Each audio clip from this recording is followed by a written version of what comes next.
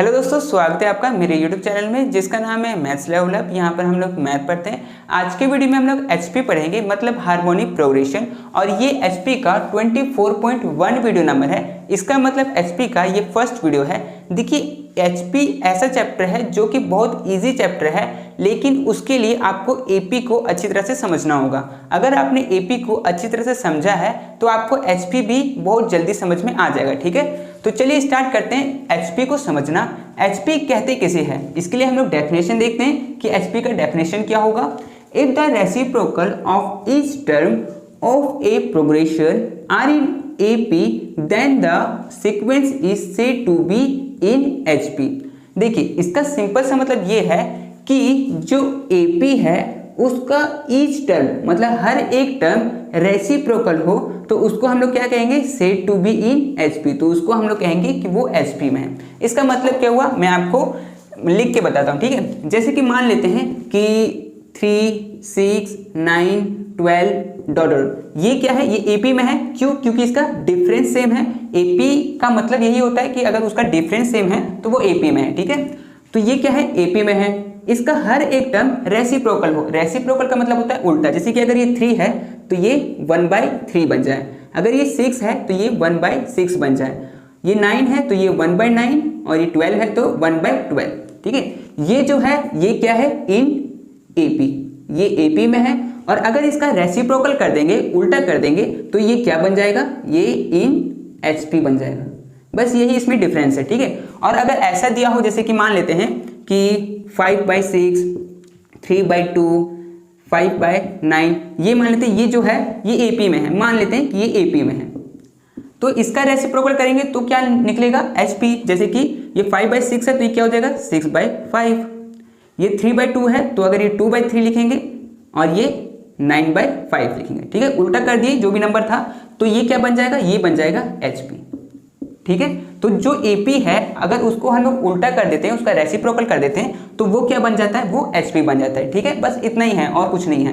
तो इस तरह से मैं आपको कुछ और भी समझाता हूँ। ठीक है, आप इस चीज को समझ चुके होंगे, तो चलिए कुछ और समझते हैं। ठीक है, तो चलिए अब हम लोग HP का फॉर्मूला को समझते हैं। HP के फॉर्मूला से आपके एग्जाम में क्वेश्चंस आ सकते हैं, इसीलिए मैं आपको ये भी बताऊंगा कि HP का फॉर्मूला कैसे बना और किस टाइप के क्वेश्चन में आप HP का फॉर्मूला यूज कर सकते हैं। ठीक है, तो चलिए स्टार्ट करते हैं। If ABC are in HP, अगर ABC HP में है, then find the value of B। तो हम लोग को B का वैल्यू पता करना है। तो देखिए, आपके क्वेश्चन में क्या होगा ना कि आपको A का वैल्यू दिया रहेगा, C का भी वैल्यू दिया रहेगा, लेकिन B का वैल्यू नहीं दिया रहेगा, वही आपको फाइंड करना होगा। तो अभी जो मैं आपको फॉर्मूला करवाऊंगा कि फॉर्मूला कैसे बना, तो आपको समझ में आ जाएगा कि आपको कैसे B का वैल्यू निकालना है। ठीक है, तो चलिए स्टार्ट करते हैं। तो जैसे कि यहाँ पर दिया हुआ है ABC आर इन HP, तो मैं भी यहाँ पर लिख लेता हूँ ABC आर इन HP।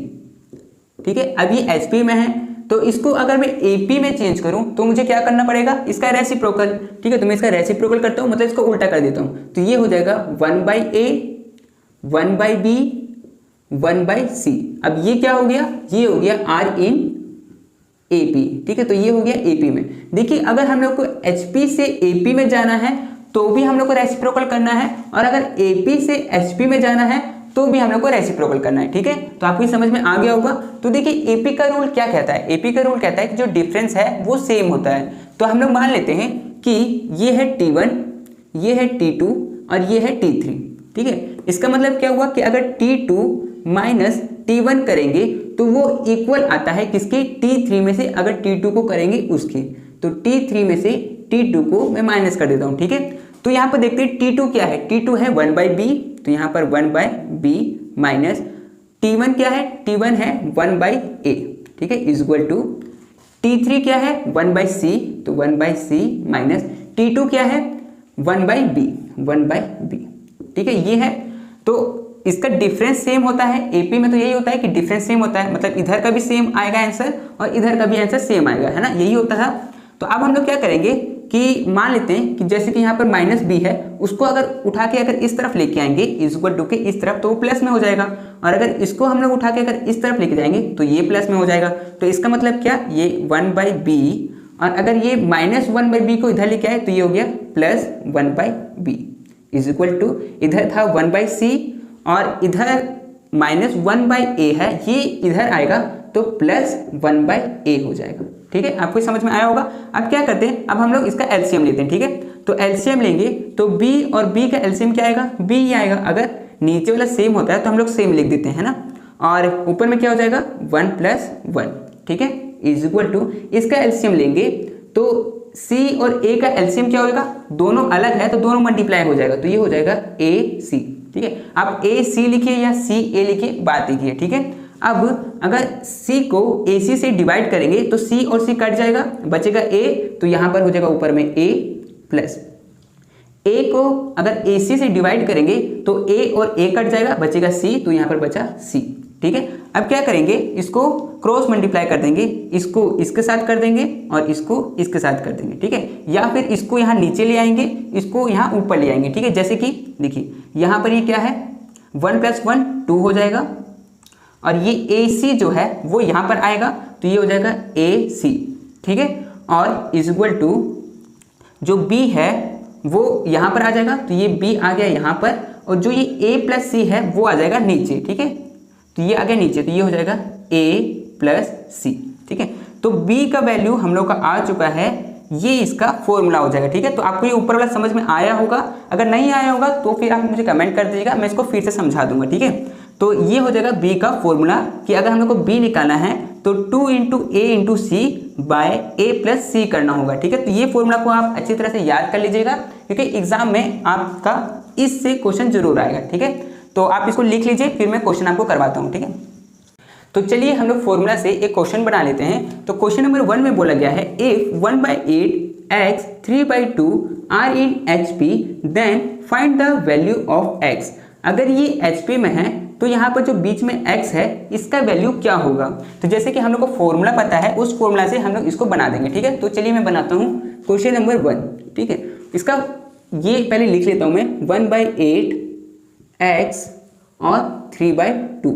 ठीक है, इसमें सेम वैसा ही हुआ है जैसे हम लोग अभी फॉर्मूला किए थे। जैसे मान लेते ये वाला a है, ये वाला b है और ये वाला c है। हम लोग को b निकालने के लिए हम लोग अभी फॉर्मूला सीखे थे, उसी से हम लोग इसको बनाएंगे। ठीक है, तो इसका सॉल्यूशन करेंगे और फॉर्मूला पहले लिखेंगे। ठीक है, तो फॉर्मूला क्या है, b = 2ac / a + c, यही फॉर्मूला था। हम लोग इसमें वैल्यू को डालेंगे। ठीक है, तो 2 बजेगा 2 × a क्या है 1/8, तो यहाँ पर मैं 1/8 लिख देता हूँ, इंटू c क्या है 3/2, तो यहाँ पर 3/2।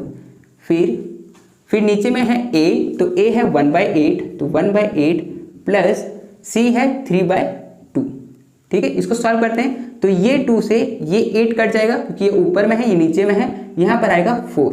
ठीक है, और 1 × 3 करेंगे तो 3 आएगा, और 4 × 2 करेंगे तो 8 आएगा, तो यहाँ पर ये आ चुका है। अब नीचे वाले को सॉल्व करते हैं, तो इस नीचे वाले को सॉल्व करने के लिए हम लोग को नीचे वाले का एलसीएम लेना होगा।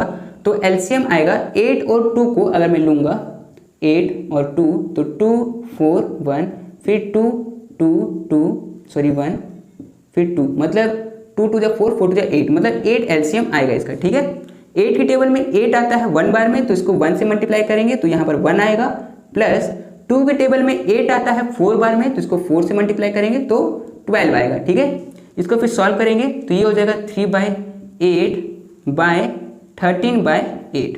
अब जैसे कि मैंने आपको बताया है कि ऊपर वाले को हम लोग सीधा लिखते हैं, तो ये आएगा 3/8 इंटू, और नीचे वाले को उल्टा लिखते हैं, तो ये 13/8 क्या बन जाएगा 8/13।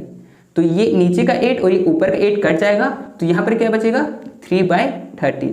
और ये हम लोग किसका वैल्यू निकाल रहे हैं, b का। ठीक है, मतलब निकाल रहे हैं b का, पर है किसका, x का। ठीक है, तो हम लोग चाहे यहाँ पर x भी लिख सकते हैं, x = 3/13। ठीक है, तो इस तरह से इस क्वेश्चन को सॉल्व करना था, आपको ये समझ में आ गया होगा। तो चलिए 2 क्वेश्चन और है, उसको भी सॉल्व करते हैं। ठीक है, तो चलिए हम लोग क्वेश्चन नंबर 2 को बनाते हैं। क्वेश्चन नंबर 2 में बोला गया है, write down the 7th term of, ये हम लोग को दिया हुआ है, इसका हम लोग को 7th टर्म निकालना है। तो ठीक है, इसको पहले मैं लिख लेता हूँ यहाँ पर, क्वेश्चन नंबर 2 का 1/5 1/9 1/13 ... और ये किस में है, ये HP में है। ठीक है, ये HP में है। तो हम लोग पहले क्या करेंगे कि इसको HP से AP में बनाएंगे। तो AP में बनाने के लिए क्या करना पड़ेगा, इसको उल्टा करना पड़ेगा, मतलब रेसिप्रोकल करना पड़ेगा। तो ये क्या बन जाएगा, अगर 5 नीचे है तो 5 ऊपर चला जाएगा, तो 5, 9 ऊपर चला जाएगा तो 9, 13 ऊपर चला जाएगा तो 13, डॉट डॉट डॉट, और ये क्या बन चुका है अब AP में, ठीक है। और हम लोग को AP का रूल पता है और AP का फॉर्मूला भी पता है, तो वो फॉर्मूला हम लोग यहाँ पर लगा देंगे। तो जैसे कि हम लोग को इसमें क्या क्या पता है, A पता है, A क्या है 5, A मतलब फर्स्ट टर्म, D भी पता है, D क्या होता है कॉमन डिफरेंस, मतलब इसमें डिफरेंस कितने कितने का है, तो इसमें डिफरेंस है 4 का, 9 में से 5 गया तो 4, यहाँ पर 4, और n भी हम लोग को दिया हुआ है, n कितना दिया हुआ है, हम लोग को बोला गया है 7th टर्म पता करने के लिए, तो हम लोग को n दिया हुआ है 7, ठीक है। हम लोग को क्या पता करना है, T7 क्या होगा, ठीक है। तो चलिए पता करते हैं। तो Tn हम लोग को फॉर्मूला पता है A प्लस n-1D, यही फॉर्मूला होता है AP का। तो T7 is equal to A है 5 प्लस n है 7 माइनस 1 और D है 4, ठीक है। इसको सॉल्व करेंगे तो ये हो जाएगा 5 प्लस 6 इंटू 4, तो ये हो जाएगा 5 प्लस 24 और ये हो जाएगा 29। तो ये T7 हम लोग का निकला, मतलब 7 टर्म निकला 29, लेकिन ये 29 किसके लिए निकला है, ये AP के लिए निकला है, क्योंकि हम लोग AP में सॉल्व कर रहे थे। लेकिन अगर इसको हम लोग HP में करें तो क्या कर देंगे, इसका रेसिप्रोकल, तो so 4 HP 7th term is equal to 29 का रेसिप्रोकल कर देंगे, मतलब 1/29, तो ये इसका आंसर हो जाएगा, ठीक है। तो इतना इजी था ये क्वेश्चन को सॉल्व करना, आपको ये समझ में आ गया होगा। तो चलिए इसके बाद एक क्वेश्चन और बाकी है, उसको भी कर लेते हैं हम लोग, ठीक है। तो चलिए अब हम लोग क्वेश्चन नंबर 3 को बनाते हैं। क्वेश्चन नंबर 3 में बोला गया है find the 14th term of the series, ये हम लोग को दिया हुआ है, इसमें हम लोग को 14th टर्म निकालना है। तो ठीक है, चलिए सॉल्व करते हैं इसको। क्वेश्चन नंबर 3 और क्वेश्चन है 6/5, 1, 6/7, डॉट डॉट डॉट, और ये क्या है, ये HP में है, ठीक है, ये HP में है। तो इसको हम लोग AP में चेंज करेंगे। तो AP में चेंज करने के लिए क्या करना पड़ेगा, इसका रेसिप्रोकल, मतलब उल्टा। अगर 6/5 है तो ये हो जाएगा 5/6, 1 का तो 1 ही होगा, क्योंकि 1 के नीचे 1 होता है तो इसका 1 ही होगा, ठीक है। और 6/7 का हो जाएगा 7/6, ठीक है, डॉट डॉट डॉट, और ये क्या बन चुका है AP में, ठीक है। अब AP का रूल तो हम लोग को पता है, तो इसको करते हैं। A क्या हो जाएगा, मतलब फर्स्ट टर्म क्या हो जाएगा 5/6, D क्या हो जाएगा, D को सॉल्व करना पड़ेगा, D होता है T2 माइनस T1, तो सॉल्व करते हैं इसको। T2 है 1, तो 1 माइनस 5/6, ठीक है। सॉल्व करेंगे, इसका एलसीएम लेंगे, तो 1 और 6 का एलसीएम 6 आएगा, तो यहाँ पर 6, 1 के टेबल में 6 आता है 6 बार में, तो इसको 6 से मल्टीप्लाई कर देंगे, तो ये हो जाएगा 6 माइनस, और 6 का टेबल 6 कितने बार में आता है 1 बार में, तो इसको 1, तो ये हो जाएगा 5, 6 माइनस 5 1 और नीचे में 6। तो D भी हम लोग को पता चल चुका है, क्या है 1/6, और n का वैल्यू भी मुझे पता है, n क्या है 14, क्योंकि 14 टर्म निकालने के लिए बोला है। तो चलिए हम लोग निकालते हैं। तो Tn is equal to A plus n-1D, यही फॉर्मूला होता है।